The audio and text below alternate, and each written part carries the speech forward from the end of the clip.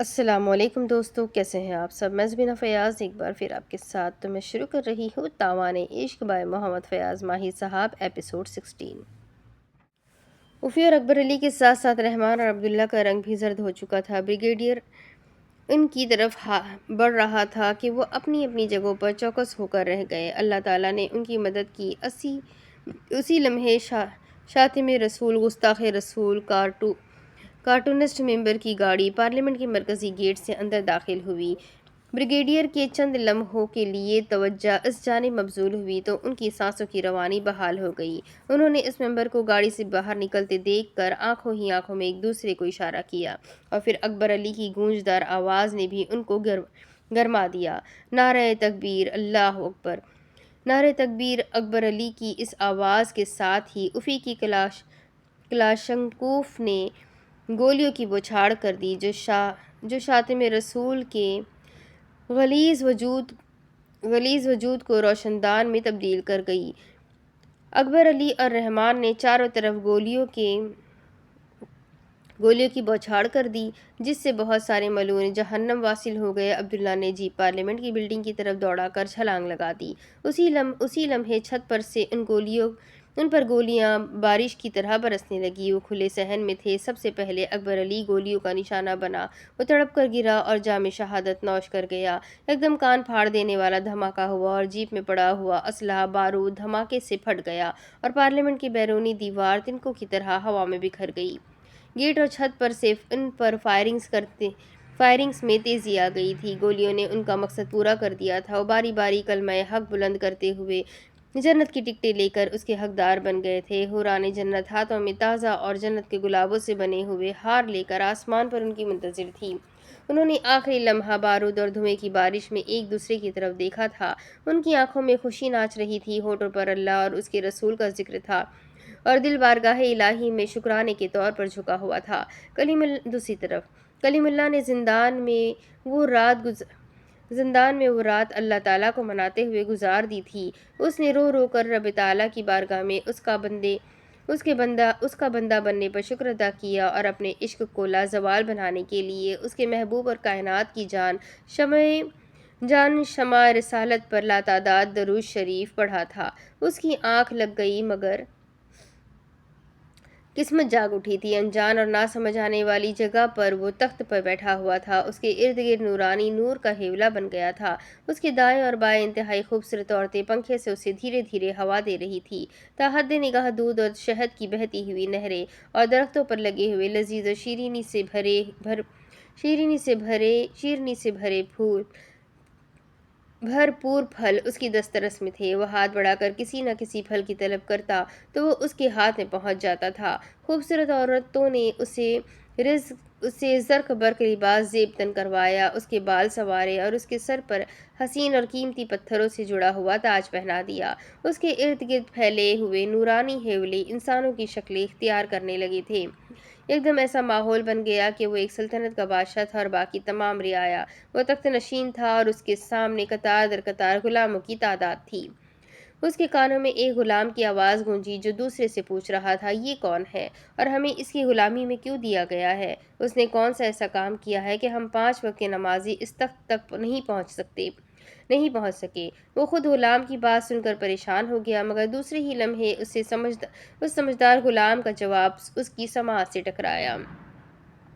ہم لوگوں نے نمازیں پڑھی مگر دنیا کو دکھانے کے لیے، ہم نے اللہ اللہ کیا مگر ریاکاری کے ساتھ۔ اگر ہماری بخشش ہوئی ہے تو صرف اس شخص کی بدولت جس نے اللہ تعالیٰ کی مقدس کتاب کی حفاظت کے لیے اپنی جان کی بازی لگا دی۔ اس نے کوئی دکھاوا نہ دکھایا تھا، یہ اس وقت مسلمان بھی نہ تھا۔ اس نے اللہ تعالیٰ کے عشق میں جو تاوان ادا کیا ہے، رب تعالیٰ کو اس کا تاوان پسند آ گیا ہے۔ اس کے امتحانوں میں سے چند ایک امتحان باقی ہے، مگر جو ہو چکے ہیں یہ ان میں بخوبی کامیاب ہوا ہے۔ اس نے محبوب خدا حضرت محمد مصطفیٰ صلی اللہ علیہ وسلم کی ذات مقدس پر نازل ہونے والی مقدس کتاب کی اچھی طرح حفاظت کی ہے، اپنے پرکھوں کے مذہب سے ٹکر لے کر دین اسلام کی شمع روشن کی ہے۔ اب اس کی قبر بھی تا قیامت روشن ہی رہے گی۔ وہ یہ کہہ کر خاموش ہو گیا تو کلیم اللہ کی آنکھوں سے آنسو جاری ہو گئے۔ وہ زار زار رونے لگا۔ ایک دم اسے اپنی پسلی میں شدید تکلیف کا احساس ہوا۔ وہ کرہ کر رہ گیا۔ اس کی آنکھ کھلی تو تمام منظر ایک دم غائب ہو گیا تھا۔ وہ اپنے گھر میں ہی زندان میں قید تھا۔ اس کی پسلیوں پر ٹھوکر مارنے والا اس کا باب چوپڑا کا پالتو کتا تھا، جسے خاص کلیم اللہ کے لیے ہی رکھا گیا تھا۔ وہ ہٹا کٹا ہندو نوجوان تھا۔ اس کی پھڑکتی ہوئی بازوؤں کی مچھلیاں اور چہرے پر برسنے والی خباثت اس بات کا اندیا دے رہی تھی کہ وہ کلیم اللہ کو عنقریب جان سے مار دے گا۔ اس کو اس طرح باندھ دیا گیا تھا کہ وہ کھڑا تھا اور اس کے قدموں کے نیچے ایک بڑی سی کرسی نما میز رکھی ہوئی تھی، جس کے پائے لرز رہے تھے، عنقریب ٹوٹنے ہی والے تھے۔ اس کا منہ ایک روشن دان نما کھڑکی سے باہر تھا، جس سے وہ صحن میں ہونے والی پوجا پاٹ کا نظارہ کر رہا تھا، یا پھر یوں کہیے کہ اسے نظارہ کرنے پر مجبور کیا جا رہا تھا۔ اس نے دیکھا کہ محل کا صحن، جو کہ بہت بڑا لان تھا، اس میں گنپتی بھگوان کی مورتی پہلے سے بھی بڑی کر کے ایک چبوترے پر ٹکا دی گئی تھی۔ یاتری لوگ اس کے ارد گرد خاموش بیٹھے ہوئے تھے اور ایک ہندو جوگی اور پنڈت کچھ راگ الاپنے میں مصروف تھا۔ ایک طرف چھوٹے چھوٹے کنکروں کا بہت بڑا ڈھیر تھا، جو چوپڑا نے کلیم اللہ کو مروانے کے لیے منگوایا ہوا تھا۔ سینکڑوں لوگ موجود تھے، ہر نسل اور رنگ کا ہندو موجود تھا، مگر وہ سبھی امیر کبیر لوگ تھے۔ ایک دم زندان کا دروازہ کھلا تو اس کی ڈیوٹی پر مامور غلام چوکس ہو گیا۔ کلیم اللہ دیکھ نہ سکتا تھا کہ آنے والا کون ہے۔ اسے دوسرے ہی لمحے پرساد چوپڑا کی کمینگی بھری آواز سنائی دی۔ اپنے اللہ کو آواز دے لو کندن، لاکھوں پتھروں سے اگر وہ تمہیں آ کر بچا سکتا ہے تو بچا لے۔ اس کی زبان زہر فشانی کرنے لگی تھی۔ کلیم اللہ کے وجود میں خون پارا بن کر دوڑنے لگا تھا۔ وہ خاموش ہو کر اس کی بکواس سننے لگا، کیونکہ وہ اس کا منہ نہ دیکھ سکتا تھا اور چوپڑا اس کے چہرے کے تاثرات نہ دیکھ سکتا تھا۔ وہ پھر زہر اگلنے لگا۔ مسٹر کلیم اللہ، اس نے پہلی بار کندن کو اس کے مسلم نام سے پکارا تھا، میں نے سنا ہے کہ تمہارا نام، جس کا معنی ہے اللہ سے کلام کرنے والا، تمہیں تو کوئی دقت نہیں ہوتی ہوگی ان اندیکھے اللہ سے بات کرتے ہوئے۔ یہ تو بالکل ویسی ہی بات ہو گئی کہ دیواروں سے باتیں کر لو یا پھر آسمان کی جانب منہ کر کے اپنے دل کی تسلی کے لیے بس اللہ اللہ کر لی۔ وہ بے غیرتی کی حدیں عبور کر رہا تھا اور کلیم اللہ کو صبر کرنا تھا۔ آج تمہاری اور میری آخری ملاقات ہوگی۔ آج کے بعد تم اس دنیا کو نہیں دیکھ سکو گے، کیونکہ بھگوان سے محبت کرنے والے تمہیں پتھر مار مار کر پہلے اندھا کریں گے اور پھر بعد میں تمہاری موت کا تماشا دیکھیں گے۔ وہ اس کے خوفناک پلان کو سن کر لرز گیا تھا۔ اس کی ٹانگوں میں ہلچل ہوئی تو میز لرزنے لگی۔ اس کے ساتھ ہی پرساد چوپڑا کا کہا گونجا، بے بسی کی موت بہت بری ہوتی ہے، جب کوئی بھی نہ بچانے آئے تو پھر اندیکھے اللہ پر بہت غصہ آتا ہے۔ تمہاری ماتا اور ہمدرد کاجل وہ سامنے والی بالکنی میں تمہارا تماشا دیکھنے کے لیے بے تاب و بے قرار ہے۔ کلیم اللہ نے سینکڑوں لوگوں سے دور بالکنی میں دیکھا۔ مہارانی اور کاجل اس کے کمرے کے باہر آنکھوں میں آنسو لیے اداس اور پریشان کھڑی تھی۔ اوکے مسٹر کلیم، اس نے جان بوجھ کر اس کا پورا نام نہ لیا تھا، یا پھر وہ اپنی زبان سے اللہ کا نام ادا نہیں کرنا چاہتا تھا، بلکہ سونا اللہ یہ چاہتا تھا کہ اس کافر کی زبان سے اللہ کا پاک نام ہی نہ نکلے۔ مجھے افسوس کے ساتھ کہنا پڑ رہا ہے کہ مرو گے تم مسلمان ہو کر، مگر دکھ اس بات کا ہے کہ تمہاری چتا کو آگ مجھے ہی لگانا پڑے گا۔ اوکے، آخری ملاقات پر میں تمہیں گڈ بائے کہتا ہوں۔ وہ جانے کے لیے مڑا ہی تھا کہ کلیم اللہ کی پرجوش آواز نے اس کے پاؤں جکڑ لیے۔ سنو مسٹر چوپڑا، یہ اپنی آخری ملاقات ہرگز نہیں ہے۔ اس کے فکرے اور لہجے میں بلا کا اعتماد تھا۔ تھوڑی دیر تک تو چوپڑا بھی ہل کر رہ گیا۔ اس ملاقات میں تم بولے ہو اور میں نے سنا ہے، لیکن اگلی ملاقات میں صرف میں بولوں گا اور تم سنو گے۔ تم کچھ بھی نہیں کہہ سکو گے، کیونکہ تم نے اللہ کی شان میں جو گستاخ زبان استعمال کرنی تھی وہ کر لی۔ مجھے اس طرح تماشا بنا کر تم اللہ کی ذات کو نشانہ بنانے کی کوشش کر رہے ہو، مگر یاد رکھو فرعون، شداد، شمر اور نمرود سے بھی بڑے بڑے جابر اور ظالم لوگ اس کے نام کا الف بھی نہ مٹا سکے۔ تم کس کھیت کی مولی ہو؟ پرساد چوپڑا کے تن بدن میں آگ لگ گئی تھی۔ اس کا سرخ چہرہ اس کی رگوں میں دوڑنے والے گندے خون کا پتہ دے رہا تھا۔ تم اللہ کو دیکھنا چاہتے ہو تو آج دیکھ لینا چوپڑا۔ میری خوش قسمتی ہے کہ اس کے نام پر جان دے رہا ہوں۔ تم شاید جانتے نہیں ہو کہ میری طرح کتنے ہی رب تعالیٰ اور اس کے محبوب کے عاشق ہر روز ان ناموں کی حرمت اور عظمت پر قربان ہوتے ہیں۔ اس کا منہ گویا کہ باہر کی جانب تھا، مگر پرساد چوپڑا اس کی آواز بخوبی سن سکتا تھا۔ تو پھر اگلی ملاقات کے لیے اللہ حافظ مسٹر چوپڑا۔ میں تمہارے بھگوان کو برا نہیں کہتا، کیونکہ تمہاری جاہلیت اور گھٹیا سوچ میں اس پتھر کی مورتی کا کوئی قصور نہیں ہے۔ اللہ حافظ۔ یہ کہہ کر کلیم اللہ نے اپنا زور سے اپنا منہ زور سے بند کر لیا، مگر دوسرے ہی لمحے خاردار کوڑے نے اس کے بدن پر آگ اور چنگاریوں کی لکیر کھینچ دی۔ اس کے ساتھ ہی چوپڑا کی بے بس آواز گونجی، بعض اوقات مجھے شک ہونے لگتا ہے کہ تم میرا خون نہیں ہو، بلکہ کسی خبیث مسلمان نے تمہاری ماں کے ساتھ عیاشی کی ہوگی۔ وہ تو چلا گیا، لیکن کلیم اللہ کی آنکھوں سے گرنے والے دو آنسو بہہ کر نیچے لان میں لگے ہوئے پھولوں پر گرے تو پھول وہاں سے جل گئے، یوں لگتا تھا کہ کسی نے سگریٹ سے ان کا خوبصورت وجود داغ دیا ہو۔ گنپتی بھگوان کی پوجا ختم ہو چکی تھی۔ اب لوگ قطار در قطار اس مورتی پر پھول پھینکتے جاتے اور کنکروں کے ڈھیر پر سے مٹھی بھر کر پتھر اور کنکر اٹھاتے جاتے۔ وہ کلیم اللہ کی کھڑکی کے سامنے کھڑے ہو گئے تھے اور پرساد چوپڑا کے اشارے کے ہی منتظر تھے۔ کلیم اللہ نے قطار میں کھڑے اپنے کلاس فیلوز کو بخوبی پہچان لیا تھا۔ اس نے آنکھیں بند کر کے ذہن میں خانہ کعبہ کا تصور کیا اور دل کو بارگاہ الہی میں جھکا کر بولا، میرے اللہ، میرے معبود، بے شک تیرے سوا کوئی عبادت کے لائق نہیں ہے اور نہ ہی کوئی تیرا شریک ہے۔ تیری ذات وحدہ لا شریک ہے، بڑے سے بڑا ظالم اور جابر حکمران تیری ذات مقدس کا محتاج ہے۔ اس جہان میں تجھ کو میرے جیسے کمینے کی عبادت کی کوئی ضرورت نہیں ہے۔ میرے اللہ، میں نے تیری کوئی بندگی نہیں کی، تیری کوئی پرستش نہیں کی، بس تیرے بابرکت نام سے محبت اور تیری وحدانیت سے عشق کیا ہے۔ میرے مالک، میں کمزور اور بے بس انسان ہوں، لیکن دل تیرے عشق اور مصطفیٰ صلی اللہ علیہ وسلم کی محبت سے بھرا ہوا ہے۔ میں ان طاقتوں کے بدولت خود کو توانا اور صحت مند محسوس کرتا ہوں۔ میں اس امتحان کے قابل نہیں تھا، میری یہ اوقات اور بساط نہ تھی، لیکن خوش قسمت ہوں کہ تو نے کروڑوں اربوں جانداروں سے اس امتحان کے لیے مجھے ہی چنا ہے۔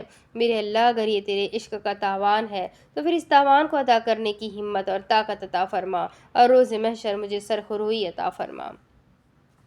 ملائکہ آسمانوں سے اتر کر جوگ در جوگ آ رہے تھے۔ حوران جنت رب تعالیٰ کے حکم سے کلیم اللہ کی دلجوئی کے لیے محبتوں کا سفر طے کرتی ہوئی آ رہی تھی۔ ہوائیں باادب ہو گئی تھیں، درختوں کے پتے جھوم جھوم کر عشق کی معراج کا پیغام سنانے لگے، پھولوں کی ڈالیاں لہک لہک کر رب تعالیٰ کی حمد و ثنا بیان کرنے لگی۔ کلیم اللہ کے چہرے پر پہلا پتھر اس زور سے پڑا کہ اس کی بند آنکھیں کھل گئی، کیونکہ اس پتھر کی کوئی چوٹ نہ تھی، اس پتھر نے اس کی پیشانی پر کوئی زخم نہ لگایا تھا، بس محبت اور عقیدت سے اس کے ہونٹوں کو پھول بن کر چوما تھا اور روتا ہوا نیچے گر گیا تھا۔ پرساد چوپڑا اور گنپتی بھگوان کے ماننے والوں نے دیکھا کہ رب تعالیٰ اس دور میں بھی معجزے دکھاتا ہے، کیونکہ وہ اللہ ہے، جب چاہے جو چاہے کر سکتا ہے۔ اس کی ذات کی نفی کرنے والے اور اس کے ساتھ پتھروں کی بنی ہوئی مورتیوں کو شریک عبادت کرنے والے حیرانگی سے دیکھ رہے تھے، کیونکہ وہ جو بھی پتھر کلیم اللہ کو مارتے تھے وہ پھول بن کر اس کے چہرے کو چومتا اور نیچے گر جاتا۔ ایک طرف لگا ہوا پتھروں کا کنکروں کا ڈھیر بھی اب پھول اور کلیوں میں تبدیل ہو چکا تھا۔ چوپڑا اور دیگر نسلی ہندوؤں کی آنکھیں خوف اور دہشت سے پھٹ گئی تھی، وہ پاگلوں کی طرح ایک دوسرے کی طرف دیکھ رہے تھے۔ یکدم آسمان پر کالے سیاہ بادلوں کی چادر تن گئی، ہندو یاتریوں کے دلوں میں خوف مزید بڑھ گیا۔ وہ ہاکوں کی طرح کبھی پتھر کی مورتی اور کبھی آسمان کی جانب دیکھنے لگے۔ دن میں رات کا سما پیدا ہو گیا تھا، ہر ایک چیز پر خاموشی طاری ہو گئی تھی، یوں لگتا تھا کہ جہاں گھڑی پل پہلے سینکڑوں لوگ دھوپ اور دن کی روشنی میں رب تعالیٰ کے شریک کو عبادت اور پوجا کے ذریعے اللہ کے برابر کہہ رہے تھے، وہ اب تاریک اور گھنگھور اندھیرے کی چادر میں لپٹ گئے ہیں۔ ان کے منہ اور ہونٹوں پر اللہ تعالیٰ کی ذات مقدس کے حکم سے قفلے لگ گئے تھے۔ اس ہولناک اور دل کو دہلا دینے والی خاموشی میں کلیم اللہ کی پرجوش آواز گونجی، اشہد ان لا الہ الا اللہ محمد الرسول اللہ۔ اس دہشت بھری آواز نے لان میں موجود تمام بزدلوں کے دلوں پر خوف طاری کر دیا تھا، وہ خزاں رسیدہ پتوں کی طرح لرزنے لگے تھے۔ کلیم اللہ پرجوش انداز میں بولا، مسٹر پرساد چوپڑا، تم نے کہا تھا نا کہ اپنے اللہ کو اپنی مدد کے لیے بلا لو۔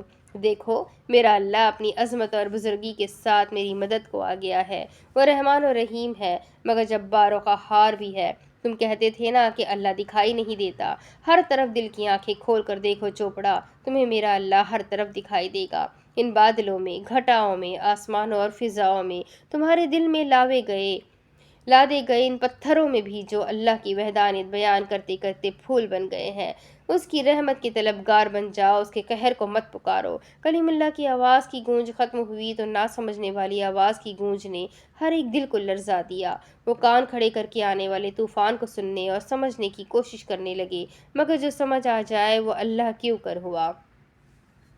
सुर्ख रंग की तेज और नाकाबिले बर्दाश्त आंधी एक तरफ से चल के हर चीज को निस्त नाबूद करती हुई उस महल पर तारी हो गई। पत्थर की मूर्ति भी रब ताला की वहदानियत में सिजदे में गिर गई। लोग इधर उधर भागकर अपनी जानें बचाने लगे। हर कोई इस फिक्र में था कि किसी महफूज जगह पर पहुंच जाए, मगर भगदड़ मच जाने की वजह से लोग एक दूसरे को पांव तले रौंदते हुए भागते जा रहे थे। प्रसाद चोपड़ा ने अपनी होश में कयामत का मंजर देख लिया था। वो वक्ती तौर पर खौफजदा हो गया था, मगर वो समझा कि ये सब कलीमुल्लाह की शरारत है। उसने जादू के जोर पर ऐसा किया है। वो भी छुप गया तो फिजाएं और हवाएं अल्लाह अल्लाह अल्लाह की पुकार से गूंजती हुई मुनासिब रफ्तार इख्तियार करती करती एक तरफ को निकल गई। कलीमुल्लाह की गूंजदार आवाज़ ने सबको अपनी तरफ मुतवज्जा किया। और जिनको ये अल्लाह के सिवा पूछते हैं उन्हें शफाअत का इख्तियार नहीं, सिवा उनके जो हक की गवाही दे और इल्म रखे। सुर्ख आंधी थमती थमती खत्म हो गई थी। हर एक चीज़ अपनी जगह पर बिल्कुल दुरुस्त अंदाज में पड़ी हुई थी। हैरानगी की बात थी कि अंधेरा छुटने पर लोगों ने देखा कि सिर्फ गणपति भगवान की मूर्ति सजदा रेज थी और दरख्तों के पत्ते भी नहीं झड़े थे और बहुत से लोग जख्मी हालत में कर्रा रहे थे। उन्होंने खौफ और दहशत से बाहर की तरफ भागना शुरू कर दिया था। इस महल के बाहर भी हर चीज़ अपनी जगह पर हुनूज मौजूद थी।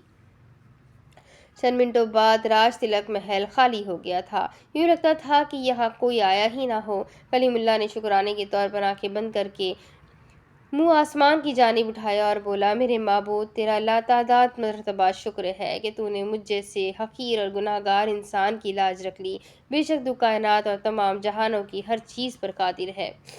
क्या बच्चों की तरह दूसरी तरफ क्या बच्चों की तरह रो रहे हो जुगनू? अहमद उसके सामने बैठा हुआ बछाड़े खाते हुए जुगनू की दिलजोई की कर रहा था। देखो, तुम्हें मुझ पर एतमाद है ना? जुगनू उसके चेहरे की तरफ गौर से देखने लगा। आमना, आयशा बीबी और इब्राहिम की आंखें भी नम थी। इब्राहिम तो एक कोने में बैठा हुआ था। वो बेटे की खुशियां छिन जाने पर दिली तौर पर अफसरदा था। वो 2 दिनों से अहमद उसकी दिलजोई करने में मसरूफ था, मगर जुगनू की तान इस बात पर आकर टूटती थी कि वो फरीहा के बगैर जिंदा नहीं रह सकता। मैं जाता हूँ और फरीहा को समझाने की कोशिश करता हूँ। मुझ पर भरोसा रखो, वो मेरी बात मान जाएगी। अहमद के लहजे में एतमाद की झलक देखकर जुगनू कुछ पुरसुकून हुआ। अहमद बाहर निकल आया तो वो आमिना को मुखातिब करता हुआ बोला, आमिना, मम्मा ने ये सब कुछ अच्छा नहीं किया। उसके लहजे में तासुफ था। वह अहमद की साफ गोई पर कुर्बान होने वाली अदा से बोली, अहमद, आप तो जानते हैं कि जुगनू ने कभी भी किसी का दिल नहीं दुखाया। वो तो अल्लाह लोग है। उसकी मोहब्बत के साथ ज़िंदगी में इतना बड़ा धोखा, हमसे जुगनू की हालत देखी नहीं जाती। आमना की आंखें फिर से नम हो गई तो अहमद ने अपनी उंगली के पोर से उसके आंसू साफ करते हुए कहा, तुम्हारे लिए उदासी अच्छी चीज़ नहीं है। उस मासूम का कुछ ख्याल करो। वो हंसने की अदाकारी करने लगा तो आमना उसका इशारा समझकर खामोश हो गई। इस हालत में तुम उदास होगी तो वो पैदा होता ही शायरी शुरू कर देगा। वो दोनों हल्की सी मुस्कान से मुस्कुराए। अहमद बाहर निकलने लगा तो इब्राहिम की आवाज़ ने उसके कदम रोक लिए। अहमद बेटा। वो चलता हुआ अहमद के पास पहुंचा तो वो जी जान से मुतवज्जा हो गया। जी फूफा जी, इब्राहिम दुख भरे लहजे में बोला। बेटा, अपनी मम्मा से कहना कि इब्राहिम के सफ़ेद बालों में खाक डालकर उसे सियाह ना करें। अहमद जानता था कि वो इस वक्त अनपढ़ मुफक्किर के सामने खड़ा है। वो सर झुकाकर उसकी बात सुनने लगा। उसे कहना कि बुरे इरादे से बोला जानलेवा सच हर किस्म के झूठ पर सबकत ले जाता है।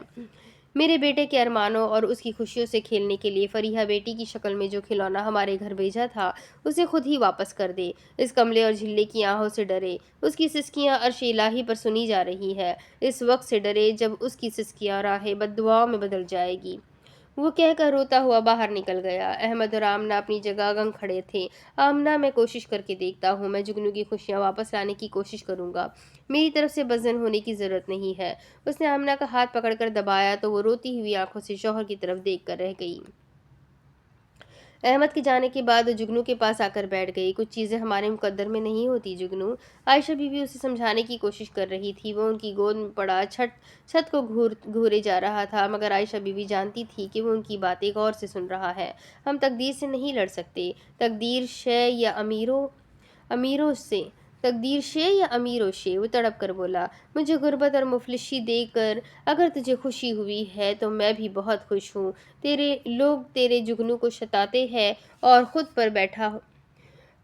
ऊपर बैठा हुआ है। मेरा तमाशा देख कर कहकहे लगाता है। रोता हुआ उठ बैठा और बाहर सहन में आ गया। उसका मुंह आसमान की जानिब था। उसका अंदाज ऐसा था कि वो खुदा से गिले शिकवे कर रहा है। शता ले मुझे, जितना मर्जी शता ले, पर मैं तुझे नहीं भूलूंगा। तेरा दामन, तेरी रहमत और तेरी मोहब्बत को नहीं छोड़ूंगा। मेरे इम्तिहान मत ले। मैं मुफलिस कलाश और अनपढ़ जाहिल हूँ। मेरी तरफ अपनी आजमाइशों को मत भेज। मैं थक गया हूँ। मेरी खोई हुई चीज़ मुझे वापस दे दे। कितने पैसे लोगे बोलो, मैं अपना आप बेच दूंगा। सारी जिंदगी नाम करके नाम के घुंघरू बांध कर तेरे दोष के मज़ार पर नाचता रहूंगा। ना कर मेरे साथ ऐसा, ना कर। मैं मर जाऊंगा। आंखें बरसने लगी थी। इब्राहिम ने बाहर से आकर उसे पकड़ लिया था, उसे अपने गले लगा लिया था। वो उसकी पुश्त थपथपाते हुए उसे समझा भी रहा था। मौला अली मुश्किल कुशा का मशहूर कौल है कि जिस आदमी ने तुम्हें जलील समझा है, अगर तुम्हें अकल है तो समझो कि उसने तुम्हें फ़ायदा पहुंचाया है।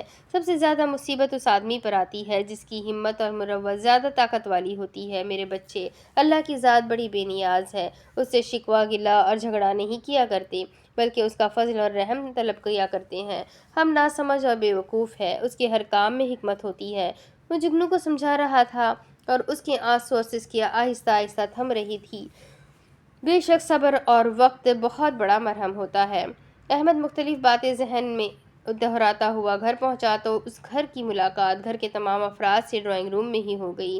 पूरे घर की फिजा पर परागंदा हो चुकी थी। उसने फरीहा की तरफ देखा जो पुरसुकून और मुतमईन अंदाज में बैठी फ्रूट खाने में मसरूफ थी।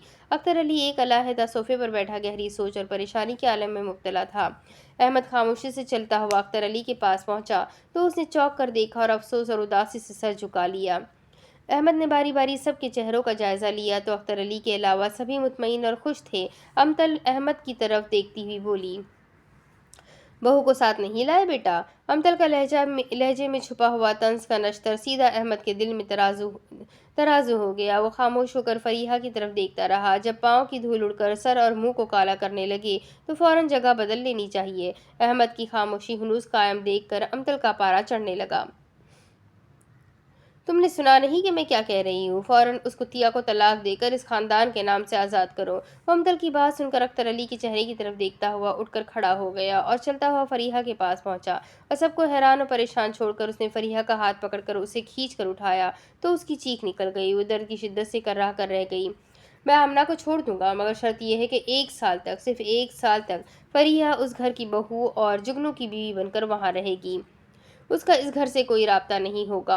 अहमद की घनगरज सुनकर सभी उठकर खड़े हो गए, जबकि अख्तर अली अपनी जगह पर बैठा हुआ था। अमतल ने आगे बढ़कर अहमद के मुंह पर थप्पड़ रसीद कर दिया तो उसने फरीहा का हाथ छोड़ते हुए अमतल से कहा, इसका मतलब है कि आमना आपको बहू के तौर पर कबूल है। उसके फिक्रे ने सबको चिंगारा बना दिया। वो इस घर में बहू के तौर पर नहीं आ सकती। अमतल ने अटल फैसला सुनाया तो अहमद का खून भी खौल उठा, मगर उसके सामने कोई गैर या मर्द नहीं था, बल्कि उसकी माँ थी। उसने अपने गुस्से को काबू करते हुए इंतहाई सब्र तहम्मुल का मुजाहरा किया। आप बात को समझ नहीं रही। आमना का ताल्लुक मुझसे है, वो मेरी बीवी है। मैं उसे इस घर की बहू नहीं कह रहा, मैं उसे एक अलग घर में रख रहा हूँ और उसके साथ बिल्कुल खुश हूँ। वो अपना सांस दुरुस्त करते हुए बोला और फरीहा की तरफ देखने लगा। तुम उस घर की बहू हो और उस घर में ही अच्छी लगोगी। चुपचाप मेरे साथ चलो, वहाँ सब परेशान हैं। मगर फरीहा अमतल की पुश्त पर जाकर खड़ी हो गई।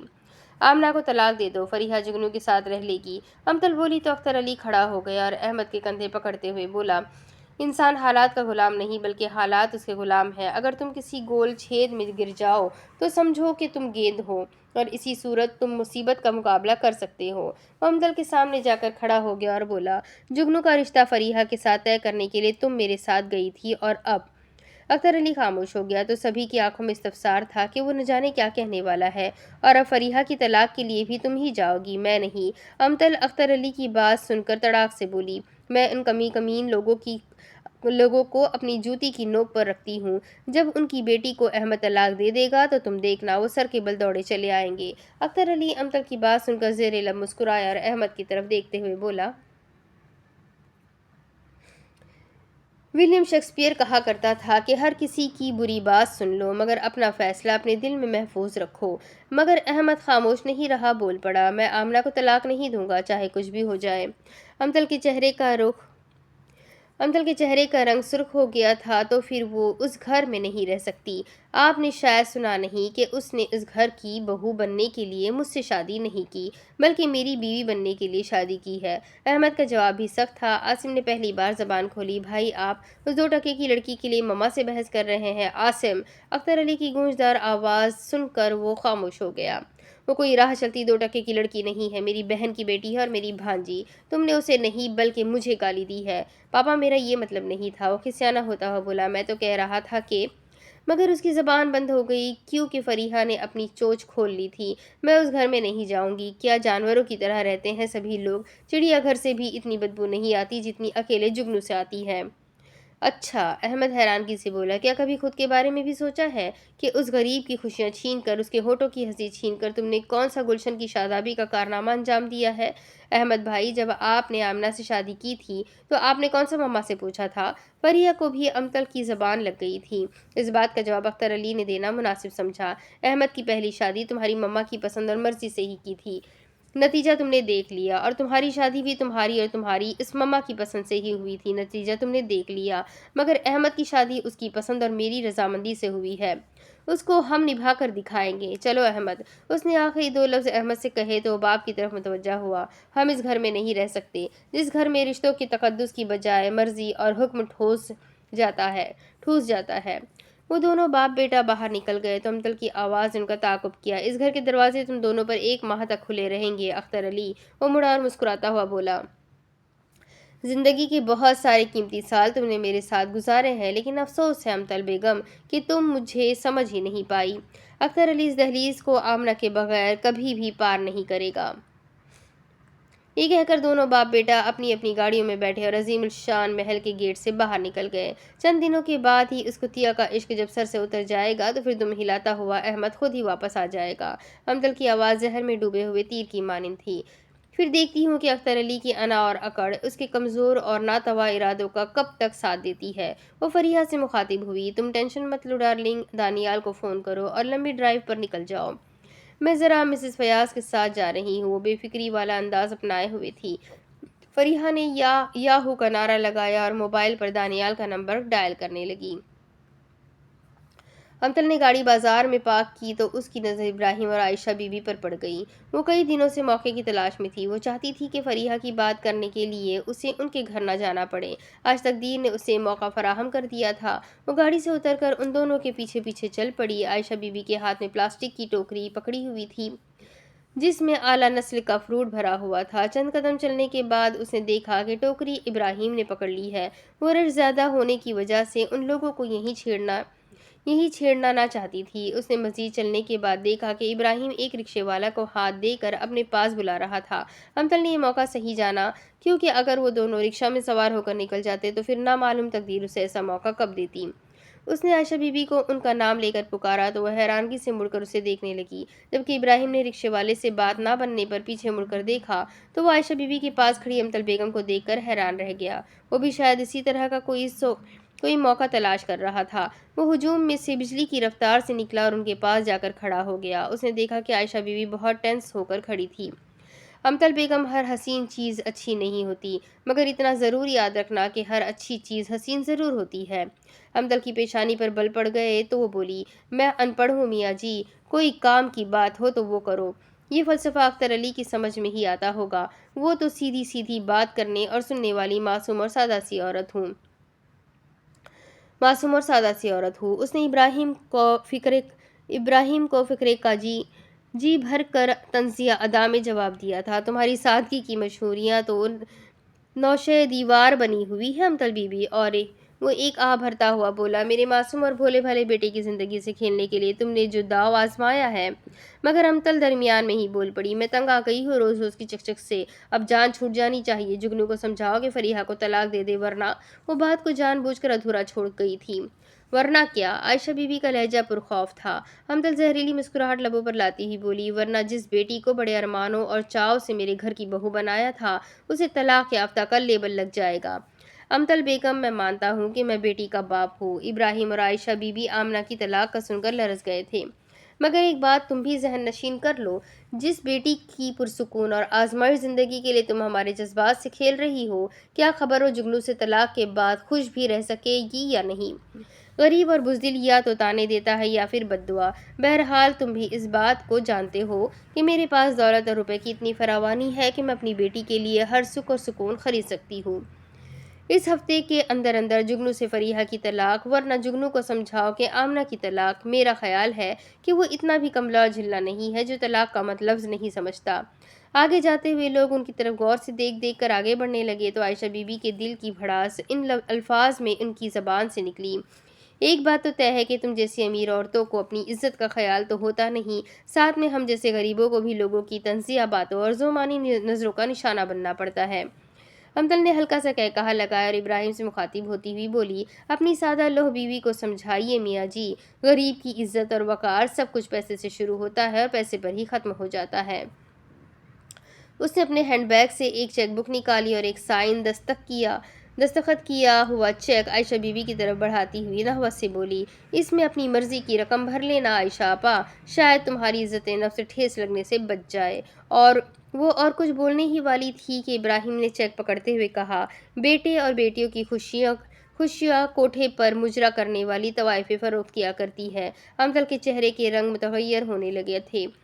ہم جیسے غریب اور خوددار لوگ بیٹیوں کی خوشیاں بیچا نہیں کرتے، بلکہ تم جیسے خریداروں کو صدقہ اور خیرات میں بھیک دیا کرتے ہیں۔ امطل کی ناک کی نسیں پھولنے لگی تھی۔ وہ جانتی تھی کہ ابراہیم سے باتوں میں وہ نہیں جیت سکتی، اس لیے بہتری اسی میں ہے کہ وہ اب خاموش اور عزت سے نکل جائے۔ وہ جانے لگی تو عائشہ بی بی بولی، فریحہ کو خود ہی بھیجو گی یا پھر جگنو لینے آئے؟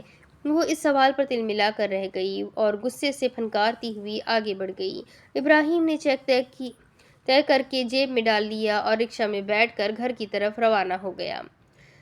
آمنہ، جو کچھ بھی ہوا ہے اچھا نہیں ہوا۔ احمد نے آمنہ کا ہاتھ پکڑا ہوا تھا۔ وہ اس وقت صبح سیر کے لیے نکلے تھے۔ موسم میں قابل برداشت خنکی تھی۔ آمنہ جس حال میں تھی وہ آہستہ آہستہ چل رہی تھی۔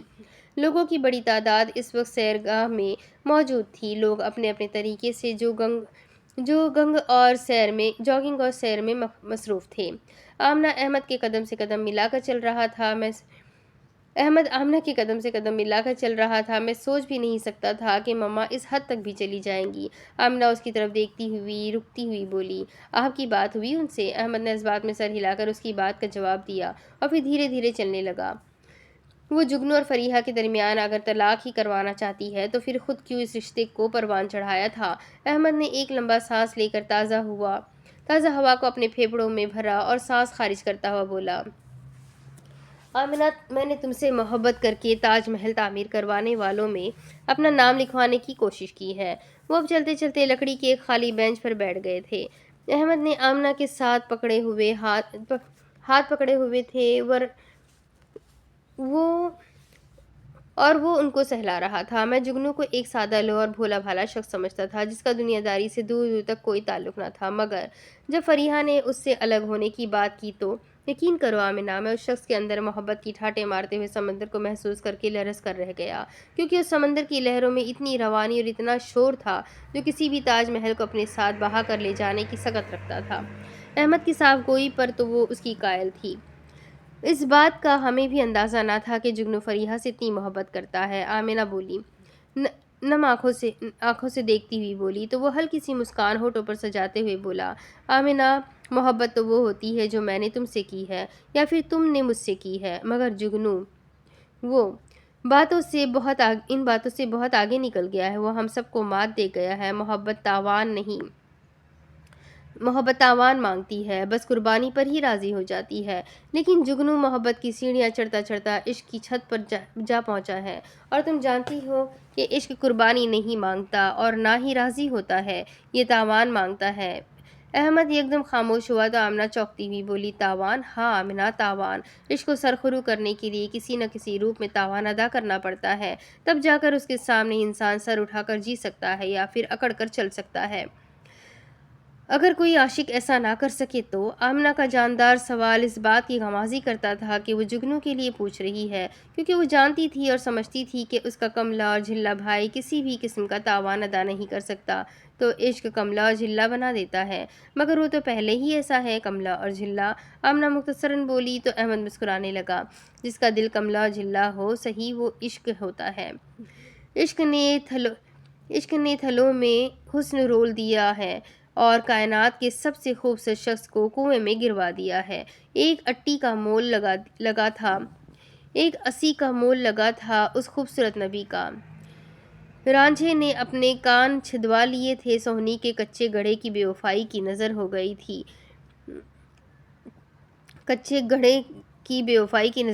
تھی۔ ننگے پاؤں چل چل کر جس شخص کے پاؤں کے چھالے پھٹ گئے تھے وہ باز نہ آیا تھا۔ عشق سلامت کا نعرہ لگاتا ہوا تپتی ریت پر چلتا گیا تھا۔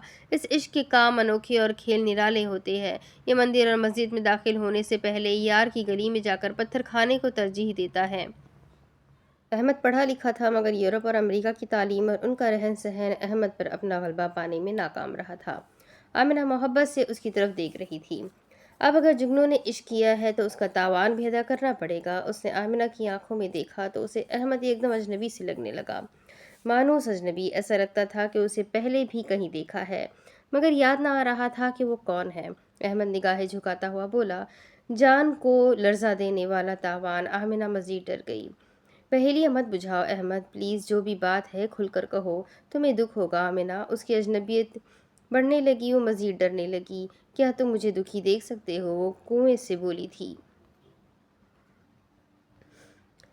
میں تمہیں دکھ دینے کا تصور بھی نہیں کر سکتا۔ اس کے اس فکرے میں دکھاوا نہ تھا، محبت ہی محبت جھلک رہی تھی۔ تو پھر بات کو مکمل کر دو، بے صبری سے بولی۔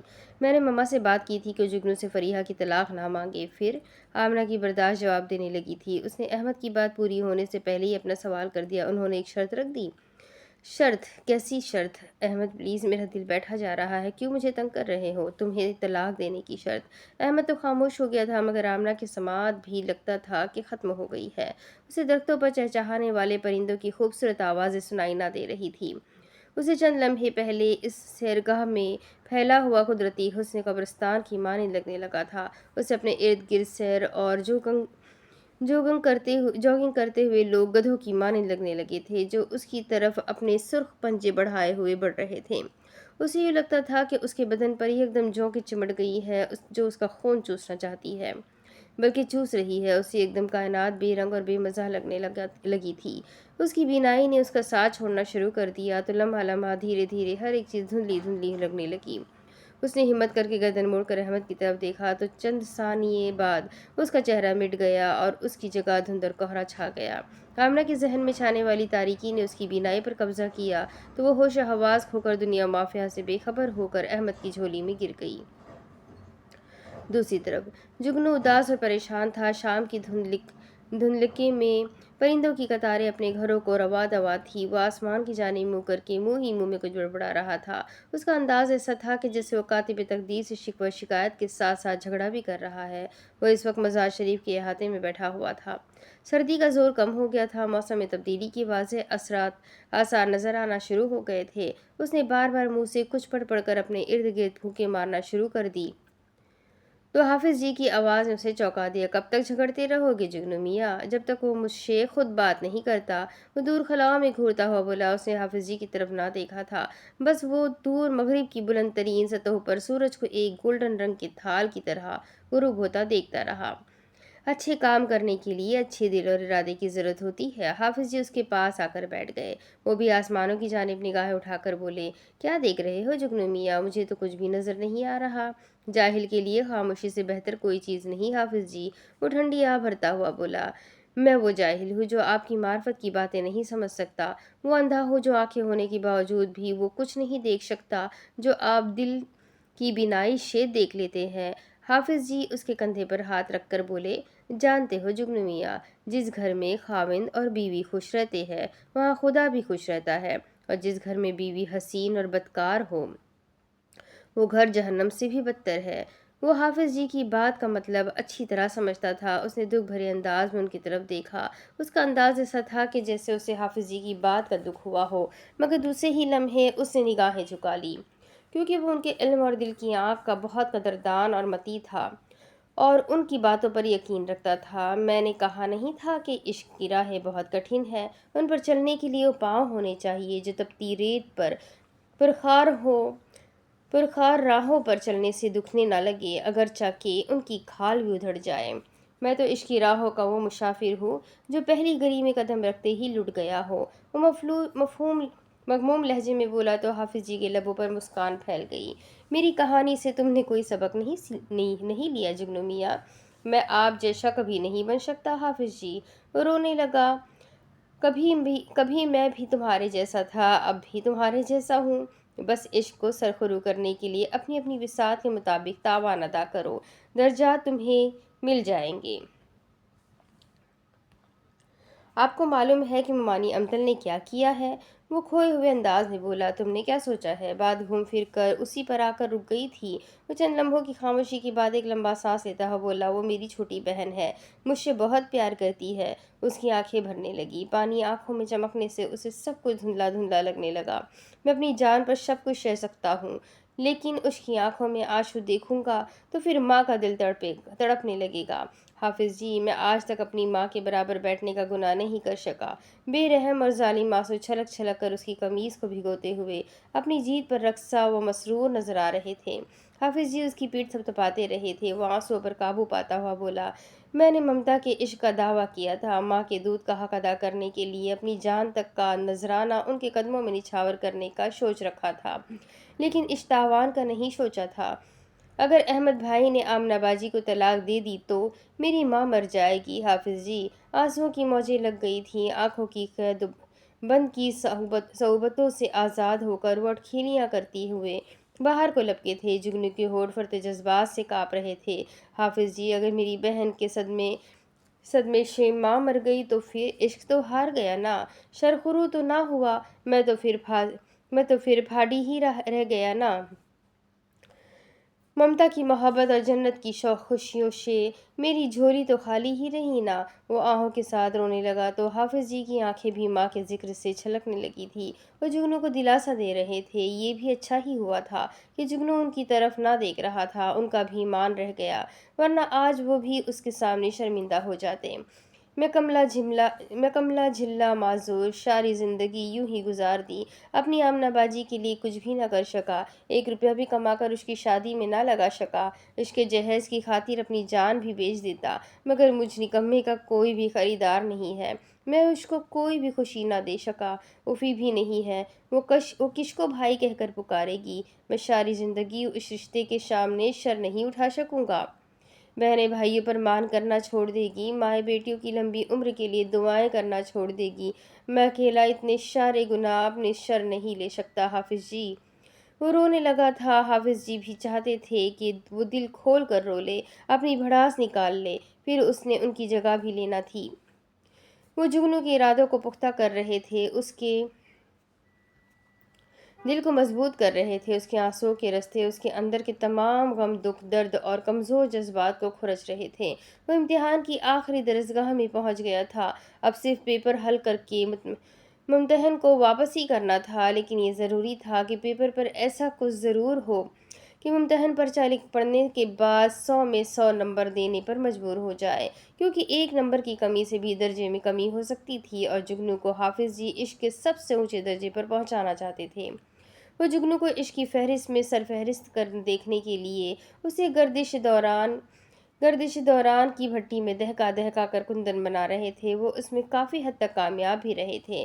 میں ماں کی نظروں میں سرخرو ہونا چاہتا ہوں، اپنے عشق کو تاوان ادا کر کے اپنا سر فخر سے اونچا کرنا چاہتا ہوں، میں کوئی کمین نہیں بننا چاہتا، میں عشق کا ہیڈ ماسٹر بننا چاہتا ہوں، میں مامی امتل کے ارمانوں پر اپنے عشق کی مہر لگا کر اوش ڈال دوں گا، لیکن حافظ جی، میں فریحہ کو طلاق دینے سے پہلے اس کے لیے ایک دعا کروں گا۔ حافظ جی کو جگنو کی اس بات پر اچنبھا ہوا، وہ فوراً بولے، دعا؟ کون سی دعا؟ وہ آہوں اور سسکیوں کو قابو کرتا ہوا بولا، میں نے عشق کیا ہے تو تاوان ادا کروں گا، اس نے میرے عشق کا امتحان لینے کی کوشش کی ہے، میں تاوان ادا کروں گا تو وہ بھی سزا بھگتے گی حافظ جی۔ جگنو کا چہرہ سرخ ہو گیا تھا، اس کے گلے کی نسیں پھولنے لگی تھی۔ حافظ جی دیکھ بھی سکتے تھے، تمہیں حافظ دیکھ بھی سکتے تھے लगी थी। हाफ़िज़ देख भी सकते थे और महसूस भी कर सकते थे और ये भी समझते थे कि जब दरवेश इस हालत में पहुंच जाए तो उसे रोकना बेकार और रायगा जाता है। लिहाजा वो खामोशी से सुनते रहे। मैं उसके लिए दुआ करूँगा, बद्दुआ नहीं करूँगा। इस तरह तो मेरा इश्क शर्मिंदा होगा। मैं दुआ करूँगा कि फ़रीहा सारी ज़िंदगी औलाद की नेमत को तरसती रहे। वो जोश जज्बात से बोला था, यूँ लगा कि धरती पर आसमान गिर गया है। मेरे अल्लाह, उसने आसमान की जानिब हाथ उठा दिए। उसने मेरी ममता को तड़पाया है, उसने मेरे इश्क को सताया है, मेरी बहन की खुशियों को धोखा देने की जुर्रत की है। मेरे अल्लाह, तेरे हकीर और पुरखता बंदे की इल्तिजा है कि फरीहा सारी ज़िंदगी औलाद को तरसती रहे। वो कभी माँ ना बन सके, कभी माँ ना बन सके। आंसुओं की कदर कोई न थी मगर इश्क सरखरोई चाहता था। इश्क अपना तावान मांग रहा था। मोहब्बत और इश्क अपनी अपनी बिसात के मुताबिक उस कमले और झिल्ली का इम्तिहान ले चुके थे। उसने अपना पर्चा हल कर दिया था, हल करके इम्तिहान को दे दिया था। अपने इश्क की सरखरोई के लिए ममता की मोहब्बत का भरम रख लिया था। उज़्ज़ार रोता हुआ बोला, हाफिज़ जी आप गंवा रहे, मैं फरीहा को तलाक देता हूँ, तलाक देता हूँ, तलाक देता हूँ। आसमान लरजने लगा। सूरज गुरूब होकर हर तरफ अंधेरी की सियाह चादर को कायनात के तमाम हसीन और खूबसूरत मनाजिर पर फैला चुका था। रोशनी की किरणें अंधेरे का सीना चाक करके उसे ख़त्म करने की नाकाम कोशिशें कर रही थी। जुगनू की आंखें आहिस्ता आहिस्ता बंद होने लगी थीं। बहुत ही दिल को तड़पाने वाला ये किस्सा था। बहुत ही इमोशनल और हार्ट टचिंग नावल है। बहुत ही सैड। आई होप आप सबको भी पसंद आ रही होगी। तो नावल कैसी लग रही है कमेंट करके ज़रूर बताएं। वीडियो को लाइक कर दें, चैनल को सब्सक्राइब कर दें, बेल आइकन को ज़रूर दबा दें। तो मिलते हैं अगले वीडियो में। तब तक के लिए अपना खूब सारा ख्याल रखें, मुझे भी दुआओं में याद रखें। अल्लाह हाफ़िज़।